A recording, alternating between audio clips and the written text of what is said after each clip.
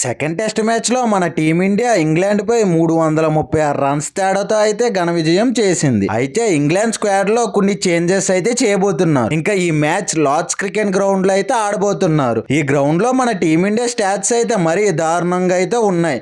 In fact ఈ గ్రౌండ్లో 19 matches ఆడితే అందులో జస్ట్ 3 విన్స్ ఇంకా 4 డ్రాస్ అయితే చేసుకున్నారు. ఇంకా 12 మ్యాచెస్ అయితే మన టీమిండియా ఓడిపోయింది. ఈ గ్రౌండ్లో విన్ పర్సంటేజ్ వచ్చేసరికి మన టీమిండియాకి 28% అయితే ఉంది. ఇంకా ఇంగ్లాండ్కి 50% అయితే ఉన్నాయి.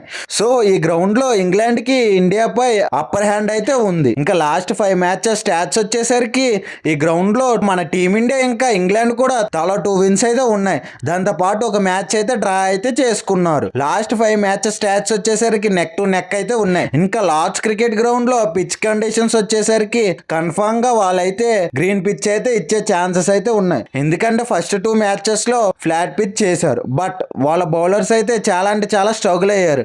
అయితే లాస్ట్ 5 మ్యాచెస్ లో లార్డ్స్ క్రికెట్ గ్రౌండ్ లో గ్రీన్ పిచ్ అయితే చేశారు. సో ఈ మ్యాచ్ లో కూడా మాక్సిమం గ్రీన్ పిచ్ చేసే ఛాన్సెస్ అయితే హైగా ఉన్నాయి. పిచ్ బిహేవియర్ వచ్చేసరికి బోత్ హ్యాండ్స్ నుండి మనకి బౌలింగ్ అయితే ఫేవర్ అయితే చేస్తుంది. ఇన్ఫ్యాక్ట్ పేసర్స్కి అయితే ఇంకా బాగా హెల్ప్ఫుల్గా ఉంటుంది. ఒకవేళ ఓవర్కాస్ట్ కండిషన్స్ అయితే బౌలర్స్కి అయితే పండగని చెప్పాలి. ఒకవేళ సన్నీ కండిషన్స్ అయితే బ్యాటింగ్కి ఎక్కువగా ఫేవర్ అయితే చేస్తుంది.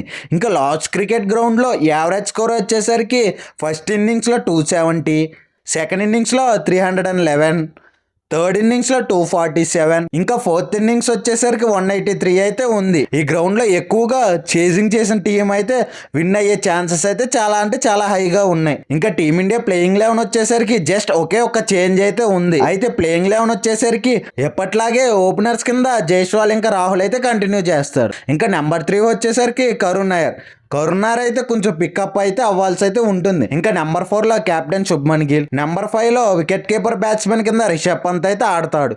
ఇంకా నెంబర్ 6లో నితీష్ కుమార్ రెడ్డి, నెంబర్ 7లో వాషింగ్టన్ సుందర్, నెంబర్ 8లో రవీంద్ర జడేజా, ఇంకా నెంబర్ 9 వచ్చేసరికి లాస్ట్ మ్యాచ్ లాగానే ఆకాష్ దీప్ అయితే కంటిన్యూ చేస్తాడు. ఇంకా నెంబర్ 10లో మహమ్మద్ సిరాజ్, ఇంకా నెంబర్ 11 వచ్చేసరికి బుమ్రా అయితే ఆడతాడు. ఇంకా ఇంగ్లాండ్ ప్లేయింగ్ 11 వచ్చేసరికి చాలా చేంజెస్ అయితే చేసే ఛాన్సెస్ అయితే ఉన్నాయి. ఇంకా గస్ అట్కిన్సన్ అయితే ఇంగ్లాండ్ స్క్వాడ్తో అయితే చేరిపోయాడు. ఇంకా ఇంగ్లాండ్ ప్లేయింగ్ 11 వచ్చేసరికి ఓపెనర్స్ కిందనే ఎప్పటిలాగానే జాక్ క్రాలీ ఇంకా బెన్ డుకెట్ అయితే కంటిన్యూ చేస్తారు. ఇంకా నెంబర్ 3లో ఓలీ పోప్, నెంబర్ 4 వచ్చేసరికి Joy route, number 5లో Harry Brook, ఇంకా నెంబర్ 6లో వాళ్ళ కెప్టెన్ బెన్ స్టోక్స్ అయితే కంటిన్యూ చేస్తాడు. ఇంకా నెంబర్ 7లో వికెట్ కీపర్ బ్యాట్స్మెన్ కింద జేమీ స్మిత్, ఇంకా నెంబర్ 8లో వచ్చేసరికి ఒక చేంజ్ అయితే చేయబోతున్నారు. ఎవరంటే గస్ అట్కిన్సన్ అయితే ఆడే ఛాన్సెస్ అయితే ఉన్నాయి.